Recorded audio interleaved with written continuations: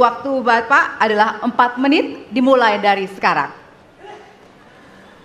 Assalamualaikum warahmatullahi wabarakatuh.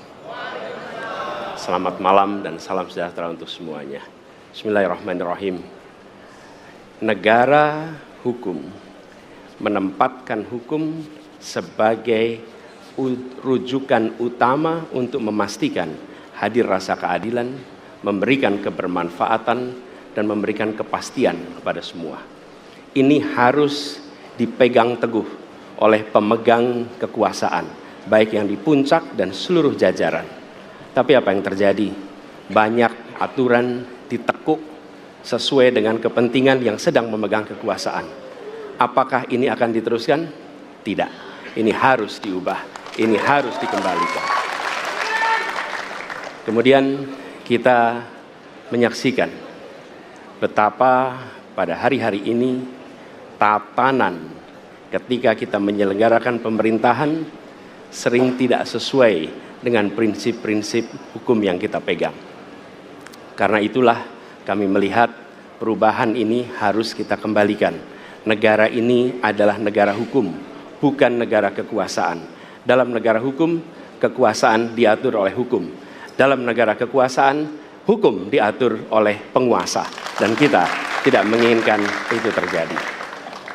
Pada saat ini, kalau kita lihat hukum itu harusnya tegak begini. Inilah hukum. Dalam kenyataannya, dia bengkok. Dia tajam ke bawah, dia tumpul ke atas. Dan kondisi ini tidak boleh didiamkan, tidak boleh dibiarkan, dan harus berubah. Karena itu kita mendorong perubahan. Mengembalikan hukum menjadi tegak kepada semuanya.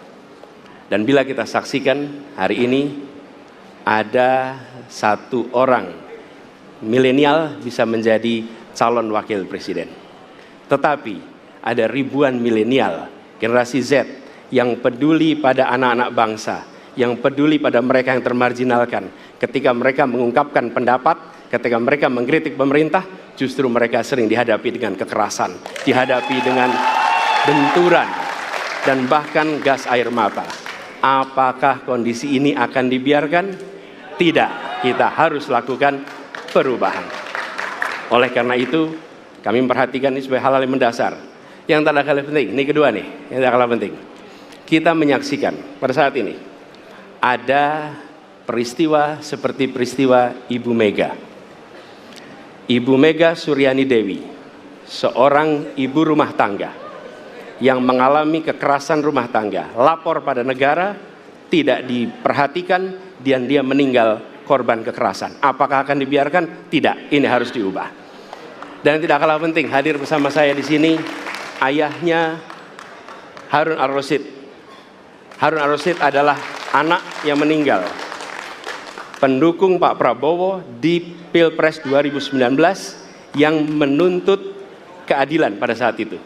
Protes hasil pemilu. Apa yang terjadi? Dia tewas sampai dengan hari ini tidak ada kejelasan. Apakah ini akan dibiarkan? Tidak. Ini harus diubah.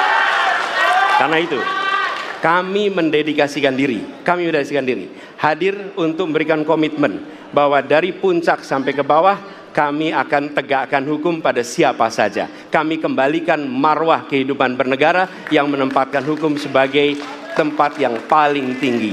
Dan ketentuan itu berlaku kepada semua, termasuk ketika menyangkut urusan ASN, menyangkut urusan TNI dan Polri.